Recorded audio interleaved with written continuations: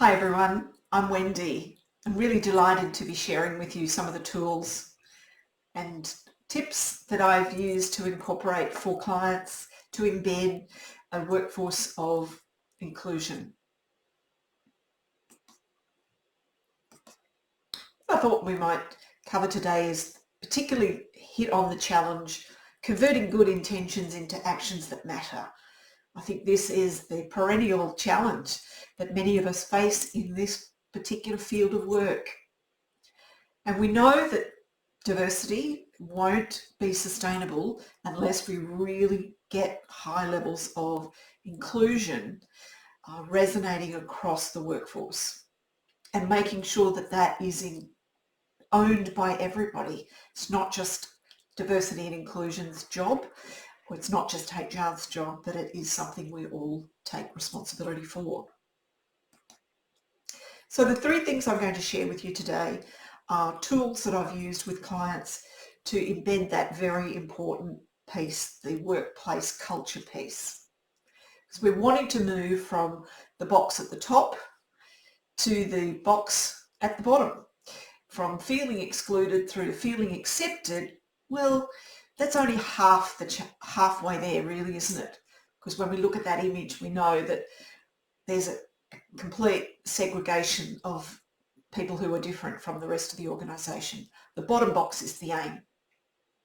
So the tools that I'm using to build this inclusive workplace culture are one, targeting leaders with an inclusive leader maturity tool, a self-assessment tool. The second is to look at buy-in and getting specific on inclusive behaviour that the whole workforce can adopt. And thirdly, providing support and measuring the results of those two things. I'm going to draw on the work of the Diversity Council here, who have articulated quite well what I think are inclusive leader behaviours and mindsets that we need to invest in our leaders. And their impact on the inclusive leader culture is significant. It's been established that as much as 70% of the inclusive culture is determined by what leaders say, what they do, what they prioritise, what they measure. In fact, the mindset that they bring to what's important to them.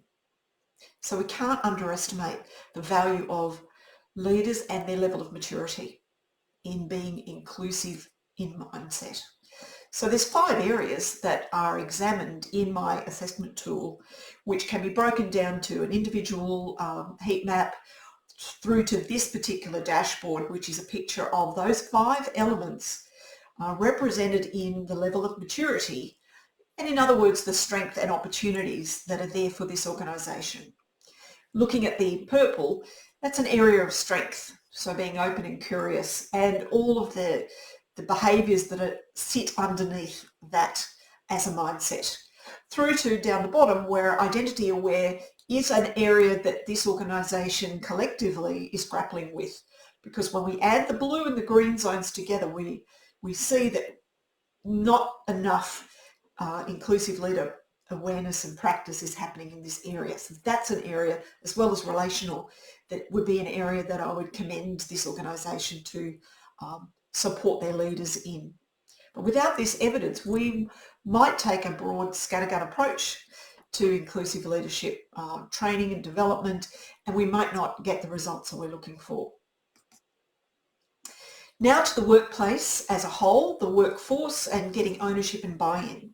And here I've developed a suite of posters that have powerful quotes attached to them in colourful imaging that sticks, and more particularly about pledges asked of individuals to make over a period of time.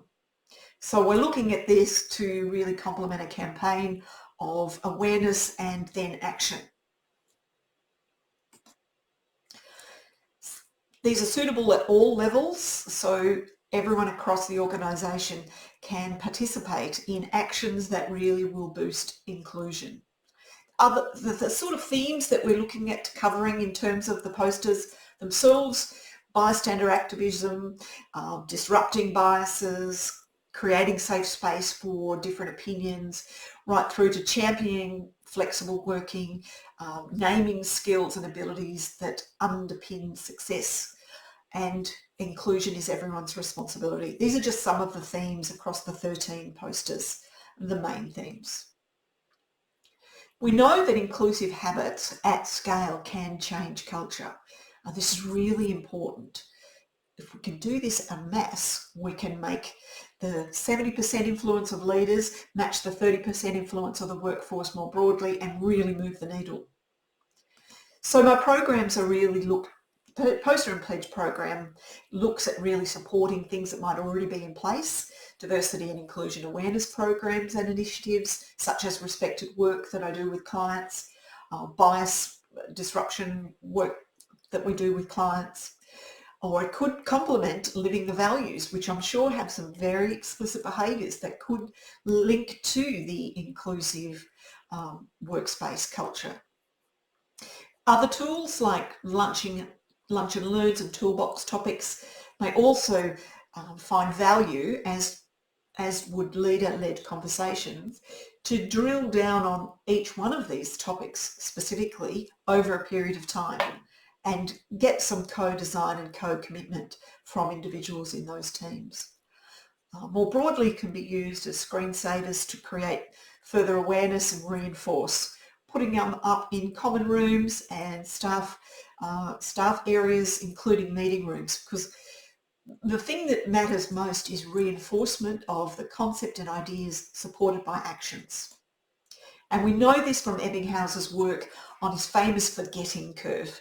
So we can spend a lot of, invest in a lot of resource, time and energy encouraging people to think and learn in a particular way about a particular concept, but unless we have something relatable for them to practice on, to take to heart and to make personal, the forgetting curve drops away quite rapidly.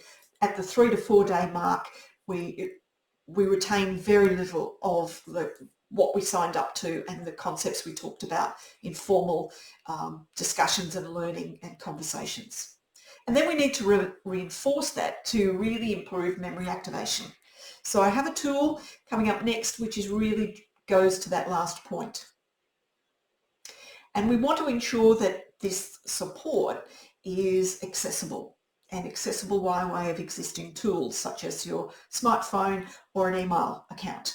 You don't need to invest in any other than having a contact phone number or a contact email. And just like being party to any change of behaviour, whether that be healthy eating or fitness, we need to continue to track our progress, and it's always more interesting if someone joins us on the journey. So our team members, and indeed we can enlist a buddy to actually be our support person, someone who we know is in our corner and wants us to succeed. So supporting that behaviour change is critical. And this is an example of how an individual might track over a period of time, whether it be a 30-day challenge or a 21-day challenge. And so that we'll see some highs and lows as you would typically expect. But in the main, a really great outcome for the individual from their confidence when they started this new behaviour to where they finished. And at an organisational level, what we see here is really high value but low touch, and getting data, converting that into knowledge and even further into insights and understanding the impact we have had by an initiative is really the sweet spot. And I'm pleased to be able to offer these tools to you.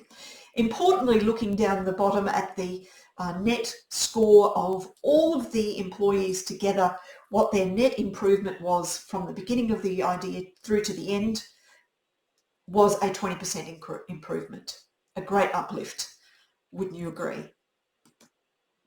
So if there's anything I can help you with, any of this resonate with you, very happy to have one-on-one conversations with you at a more convenient time. I look forward to being in touch and enjoy the rest of the conference.